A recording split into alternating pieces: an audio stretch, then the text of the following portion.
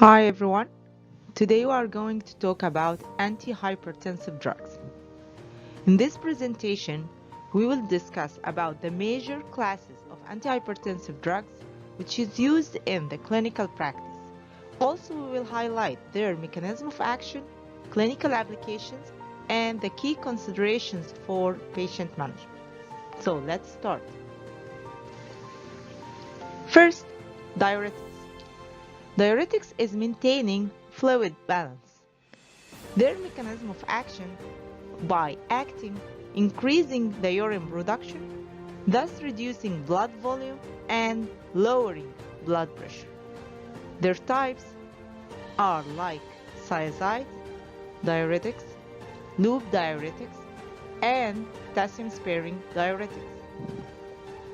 Diuretics are often used as a first-line therapy, especially for patients with mild to moderate hypertension. Second, AC inhibitors, or as we said and call it, angiotensin converting enzyme inhibitors, which by reducing hypertension.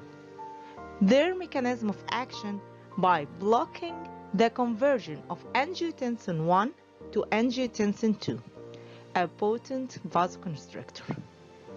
For example, as lisinopril, enalapril, and ramipril.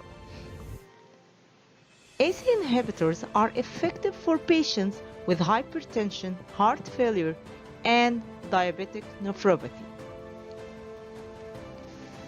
Third, we are going to talk about angiotensin II receptors blockers, ARBs, which is targeting the renin-angiotensin system. ARBs block the binding of angiotensin II to its receptors, preventing vasoconstriction and aldosterone release. Their types include losartan, valsartan, and irbesartan. ARBs are effective for patients with hypertension, heart failure, and diabetic nephropathy. Calcium channel blockers, which is controlling blood pressure. Calcium channel blockers reduce blood pressure by blocking calcium channels in vascular smooth muscles, leading to relaxation and vasodilation. For example, they are classified into dihydropyridines as amlodipine and non-dihydropyridines. For example, verapamil and diltiazem. They are particularly effective for patients with hypertension, angina, and some types of arrhythmias. Beta blockers. They are regulating the heart's response. Beta blockers work by blocking beta-adrenergic receptors in the heart, reducing heart rate and contractility. They are, for example, including atenolol, metoprolol, and carvedilol.